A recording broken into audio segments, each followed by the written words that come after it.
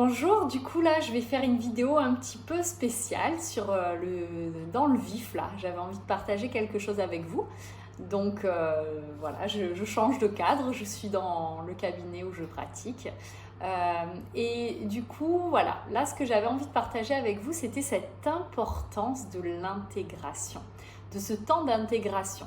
C'est vrai qu'à chaque fois qu'on découvre de nouvelles choses, à chaque fois qu'il y a des nouvelles compréhensions, quand on va faire un travail par exemple sur soi et qu'on va consulter un thérapeute et d'un coup on découvre une nouvelle clé, ou même en discutant avec des personnes ou au fur et à mesure des rencontres, il y a des nouvelles clés qui viennent, des compréhensions, ben, très rapidement en fait, c'est comme si quand on avait ces compréhensions et ces choses qui venaient à nous, ben en fait on ne prend pas le temps derrière de leur laisser la place de pouvoir s'imprégner dans notre corps. Encore une fois, j'en reviens à cette notion de ce corps physique qui est ce corps qui permet de faire le lien entre tout ce qui se passe de manière invisible et dans l'impalpable et dans ce qui passe dans la matière. Et ce corps physique, vu que c'est de la matière, eh bien, il est forcément plus dense que tout ce qui est invisible et qui est plutôt flottant, plutôt léger. Et en fait, pour venir jusque dans ce corps, il y a besoin de répétition, il y a besoin de temps pour que les choses, elles s'ancrent. C'est un peu comme si on prend une goutte avec un tas de sable. Au début, cette goutte, elle va couler sur ce tas de sable, ça ne va pas faire un gros sillon. Et puis, à force que ça coule et que ça recoule et que ça recoule, cette goutte va finir par creuser son sillon et là, ça va vraiment être visible. Alors cette image, c'est absolument pas moi qui l'ai inventée.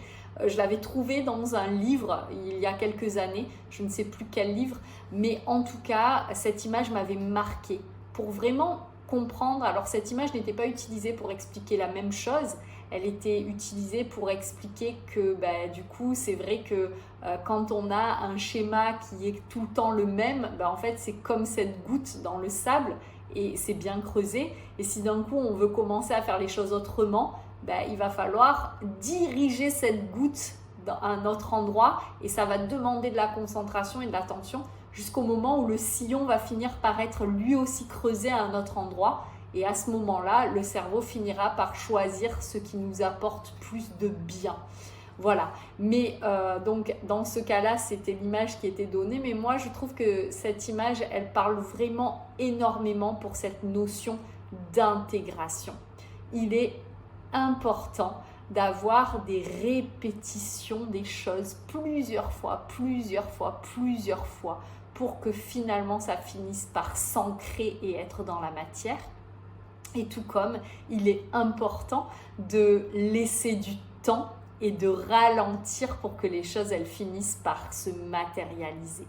Et ce temps d'intégration, je trouve que bien souvent on l'oublie.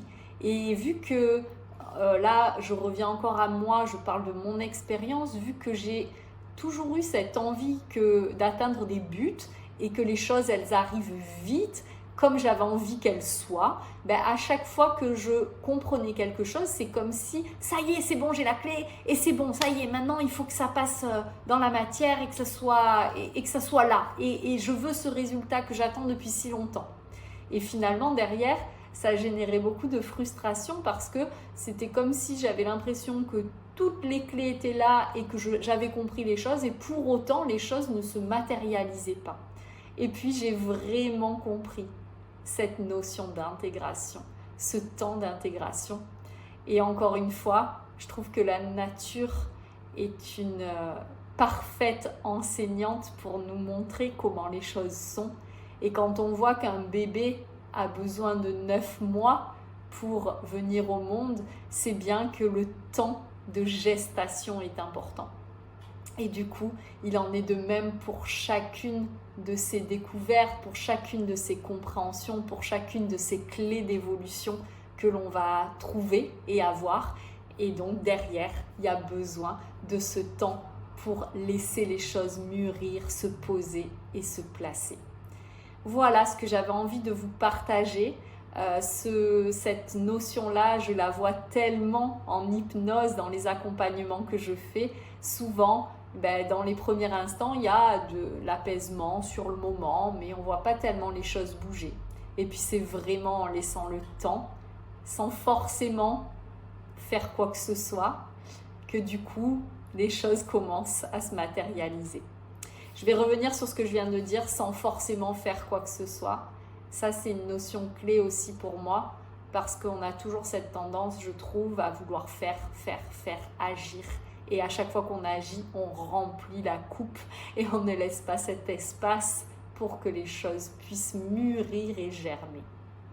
Voilà, donc suite à cette vidéo, suite à ce petit partage, moi j'ai envie maintenant de vous inviter à quelque chose si le cœur si ça vous dit, si le cœur y est pour le faire, c'est vraiment de reprendre les vidéos précédentes que j'ai pu partager et de prendre le temps pour chaque vidéo de venir l'expérimenter, de venir observer dans votre vie comment ce thème-là, il vient se manifester, qu'est-ce que vous observez, quelle compréhension vous en avez, pour vraiment prendre ce temps-là aussi d'intégration de ces clés et de toutes ces différentes graines que j'ai pu semer à travers ces vidéos, celles qui sont juste pour vous, celles qui vous parlent bien évidemment, mais de vraiment prendre ce temps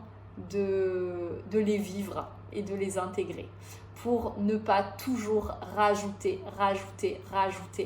des nouvelles choses dans la tête, dans l'esprit, mais vraiment revenir à ce qui a déjà été évoqué et le pratiquer. Voilà ce que je vous invite à faire et en attendant, je vous souhaite à tous et à toutes une très belle journée.